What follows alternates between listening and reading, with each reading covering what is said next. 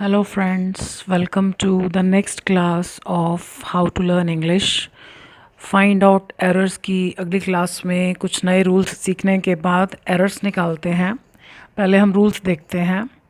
क्या अब आज हम जो मॉडल्स कर रहे हैं वो है वुड एंड कैन। वुड का बस एक ही रूल रह गया। क्या आप सेल के बारे में जानना पसंद करेंगे? ये होता है कि प्रेजेंट में हम किसी को पोलाइटली किसी काम के लिए इनवाइट कर रहे हैं।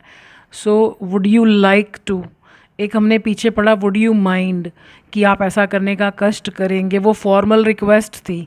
ये फॉर्मल इनविटेशन है किसी काम को करने के लिए। तो इसमें भी वुड यू ही होता है क्योंकि रिक्वेस्ट हमेशा सामने वाले से ही की जाती है। पसंद करेंगे के लिए लाइक, इसमें लाइक के बाद इन्फिनेटिव आता है, जबकि हमने वुड यू माइंड में सीखा था कि जेरेंड यूज़ होता है, आईएनजी यूज़ होता है। तो यहाँ two plus first form. So would you like to know about the sale, क्या आप सेल के बारे में जानना पसंद करेंगे, पोलाइट इनविटेशन। उसके बाद कैन, कैन की हिंदी है सकता है। अब कैन कैसे यूज़ होता है? This medicine can ease your pain, यानी किसी व्यक्ति या वस्तु की पावर, शक्ति बताना, उसकी एबिलिटी बताना, काबिलियत बताना। तो यह दवा तुम्हारे दर्द को शांत कर सकती है, यानी इस दवा में इतनी ताकत है कि वो ये काम कर सकती है। एक बूढ़ा व्यक्ति तेज़ नहीं भाग सकता है, यानी वो ये काम करने में समर्थ नहीं है। So an old man can't, can't में हम क्या गलती कर देते हैं, एक एन और लगा देते हैं नॉट का। इसमें एक ही एन आता है। आप कैन नॉट लिखिए या कांट लिखिए, एक ही बात है। कैंट भी बोलते हैं, an old man can't, but हम लोग ये विदेशी भाषा है तो विदेशी लोग तो कैंट बोलते हैं, लेकिन कांट भी चलता है। N old man can't run fast, एक बूढ़ा आदमी तेज़ भाग नहीं सकता है, यानी उसके अंदर इतनी सामर्थ्य नहीं है। कुछ लोग बातें किए बिना रह ही नहीं सकते हैं। ये नेक्स्ट रूल है कि जब किसी को अपने ऊपर कंट्रोल नहीं है वो कोई काम कर बैठता है। तो सम पीपल कांट हेल्प, ये कांट हेल्प आएगा ही आएगा। उसके फ़ौरन बाद वर्ब के साथ आईएनजी, बीच में कुछ नहीं लगाना, स्टॉप, फ्रॉम, कुछ नहीं। So some people can't help, help उन्होंने किसकी करनी है? अपनी करनी होती है, अपने आप को रोकना होता है, लेकिन वो अपने आप को रोक नहीं पाते और ये काम कर बैठते हैं। So some people can't help talking. इन सेंटेंसेस की हिंदी कभी कभी ऐसे भी होती है, जैसे हम कहते हैं मुझसे ऐसा हो जाता है, उसके मुंह से गालियाँ निकल जाती हैं, मुझे रोना आ जाता है, तो यानी हमें कंट्रोल नहीं है। तो जो मेन चीज़ सीखने वाली है वो ये है कि जब किसी व्यक्ति को अपने ऊपर कंट्रोल नहीं रहता और वो कोई काम कर बैठता है, तो ये रूल है can't help and then ING. क्या एक मरीज़ हैवी डाइट को पचा सकता है? यानी जब हमने किसी बात की पॉसिबिलिटी पूछनी हो या किसी की एबिलिटी पूछनी हो तो फिर कैन क्वेश्चन के लिए भी आता है। So can a patient digest heavy food या हैवी डाइट? तो ये कैन के रूल थे और ये वुड का लास्ट एक रूल रह गया था। अब हम चलते हैं एरर्स पर। Would you like knowing about meditation, क्या आप मेडिटेशन के बारे में जानना पसंद करेंगे? तो अभी अभी हमने ये रूल सीखा कि वुड यू लाइक के बाद हमको to plus first form use करना है, इन्फिनेटिव।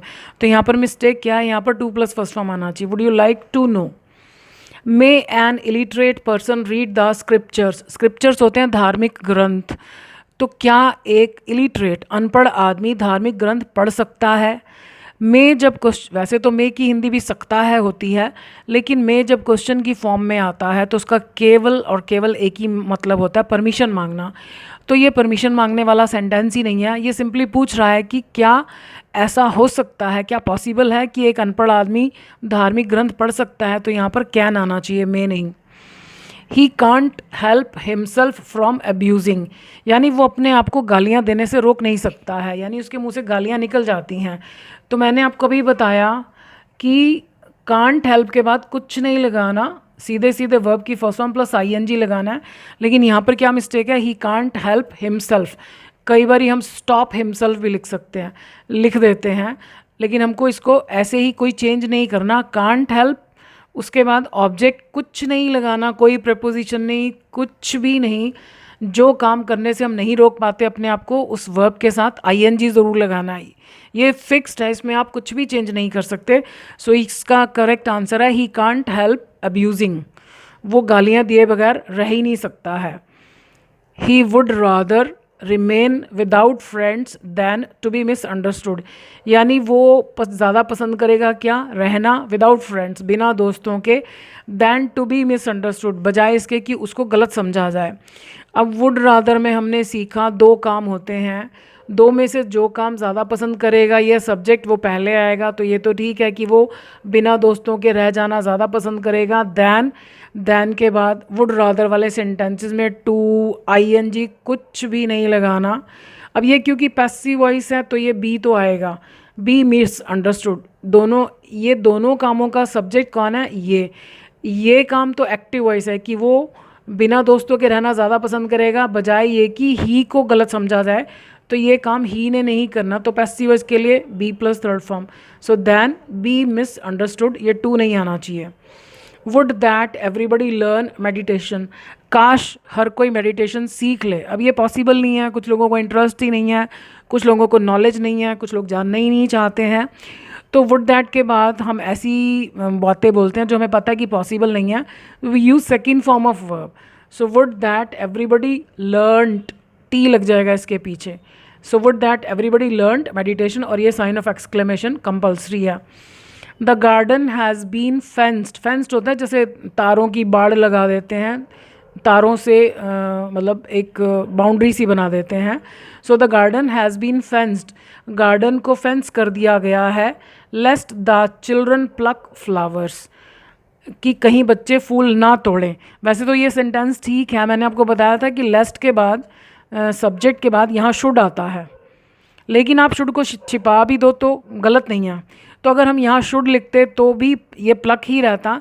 तो हमको ये चेक करना है कि यदि हम शुड को छिपा देते हैं तो ये गलत नहीं होना चाहिए। मतलब इसमें जैसे अगर यहाँ पर एक व्यक्ति है तो हम कहीं गलती से एस ना लगा दें, कुछ नहीं करना, आप शुड को छिपा सकते हैं। तो ये सेंटेंस बिना शुड के भी चलेगा, यहाँ मान लिया जाता है कि यहाँ शुड छिपा हुआ है, तो इसमें कोई मिस्टेक नहीं है, और आप चाहो तो यहाँ शुड लिख सकते हो। Did he has to tell a lie, did he have, अगर यहाँ पर डू है, डज है, डिड है, और अगर आपको यहाँ हैज़ हैव है चाहिए तो यहाँ पर हमेशा केवल हैव होता है। यदि यहाँ डू है, डज है, डिड है, तो हैव के अलावा यहाँ कुछ भी नहीं आता है। So did he have to tell a lie, ये हम पिछली एरर की क्लासेस में सीख चुके हैं कि हैव टू का मतलब है कि करना पड़ता है, और क्वेश्चन बनाने के लिए डू डज डिड यूज़ होता है। तो क्योंकि ये पास्ट में बनाना चाहते हैं तो did he have to tell a lie, yes he had to tell a lie, no he did not have to tell a lie. Has का कोई काम ही नहीं है, जबकि नॉर्मली ही के साथ हैज़ आता है, लेकिन इन सेंटेंसेस में डू डज डिड लगे तो यहाँ केवल हैव, सब्जेक्ट भले ही कोई भी हो। He is too humble, humble होता है विनम्र, जिसमें दीनता हो, जो मतलब जिसमें क्वालिटीज़ होने के बावजूद भी जो अपने आप को कुछ ना समझता हो। So he is too humble to boast about anything, वो इतना ज़्यादा हम्बल है कि वो, बोस्ट मीन्स होता है डींगे मारना, कि वो किसी भी चीज़ के बारे में डींगे नहीं मारता है। तो इसका मीनिंग तो नेगेटिव ही होता है, तो इस पूरे सेंटेंस में कोई मिस्टेक नहीं है। मिस्टेक तब होती है कि यहाँ हम सो लगा दें, he so humble to boast, TOO के बाद फिर इन्फिनेटिव आता है, और इस इन्फिनेटिव का मीनिंग नेगेटिव होता है, तो इस सेंटेंस में कोई एरर नहीं है। She does not want the door to close, अब मैंने आपको बताया था कि वॉन्ट के बाद अगर हम किसी व्यक्ति या वस्तु के बारे में कुछ चाहते हैं तो वॉन्ट के फ़ौरन बाद वो व्यक्ति वस्तु आना चाहिए। तो she does not want the door, यानी वो डोर के लिए कुछ चाहती है, और डोर के फ़ौरन बाद इन्फिनेटिव आएगा, टू प्लस फर्स्ट फॉर्म, जिसका कि रिलेशन इससे होगा, या तो ये काम इसने करना है या इसके साथ होगा। तो डोर तो क्लोज कर नहीं सकता, यानी ये पैसिव वॉइस है। तो पैसिव वॉइस के लिए हम सीख चुके हैं इन्फिनेटिव का पैसिव वॉइस कैसे बनता है, टू बी क्लोज्ड, यानी वो नहीं चाहती है कि दरवाजे को बंद कर दिया जाए। पिछली क्लासेस में मैंने आपको एक समझाया था फाइंड आउट एरर्स वाली ही क्लास में, कि इसको दो तरीके से बना सकते हैं। वांट के फ़ौरन बाद अगर हमने दैट लगा दिया तो फिर सेंटेंस में शुड लगेगा। She does not want that the door should be closed, दो तरीके हैं, दोनों ठीक हैं। To cry over small things it is a habit of all the children, ये भी हम कर चुके हैं कि जब हम इन्फिनेटिव को सब्जेक्ट बनाते हैं, यानी किसी वर्ब को सब्जेक्ट बनाते हैं, तो वो किसके बराबर होता है, इट के बराबर होता है। To cry over small things. उसके बाद ये हमने इट क्यों लगाया, ये हमारा सब्जेक्ट ही है। ये तो ऐसे होगा कि जैसे हमने लिख दिया कि रजत और फिर हमने ही भी लगा दिया, रजत ही इज़ प्लेइंग क्रिकेट। अब जब आपने रजत लगा दिया तो ही लगाने की क्या ज़रूरत है, तो ऐसे ये इट नहीं आना चाहिए और यहाँ पर इज़ ही आएगा। हम ये नहीं सोचें कि यहाँ थिंग्स लिखा है तो इज़ कैसे आएगा, आर आना चाहिए, क्योंकि हमारा सब्जेक्ट ये है। ये सब इससे रिलेटेड है इसलिए इसके साथ आ रहे हैं, लेकिन हमारा वर्ब इसके अकॉर्डिंग होगा और इसके साथ हमेशा सिंगुलर वर्ब लगता है। तो यहाँ इट नहीं आना चाहिए और ये इज़ ठीक है। Is a habit of all the children. छोटी चीज़ों पर, छोटी बातों पर रोना सब बच्चों की आदत होती है। To deceive is painful. धोखा देना दर्दनाक है। धोखा देना वैसे तो नैतिकता के हिसाब से देखा जाए तो दर्दनाक ही है। किसी अच्छे इंसान को तो दर्द ही होगा अगर वो किसी को मजबूरी में भी धोखा दे रहा है, लेकिन हम ग्रामेटिकली चलते हैं तो धोखा खाना पेनफुल होता है। धोखा देना अगर पेनफुल होता तो शायद दुनिया में कोई किसी को धोखा देता ही नहीं, लेकिन एक धोखेबाज इंसान के लिए भी धोखा खाना पेनफुल होता है। तो यहाँ पर धोखा देना नहीं आना चाहिए, धोखा खाना। तो धोखा खाने की कोई इंग्लिश ही नहीं होती। तो जिस शब्द जिसके लिए हमारे पास वर्ब ही नहीं है तो मोस्टली वो पैसिव वॉइस होता है। So to be deceived is painful. Any tree is not to be cut. हमने सीखा इज एम आर के साथ जब टू आए तो वो पैसिव वॉइस होता है। सब्जेक्ट ट्री है तो ठीक है, ट्री ने तो काटना नहीं, ट्री को काटा जाएगा।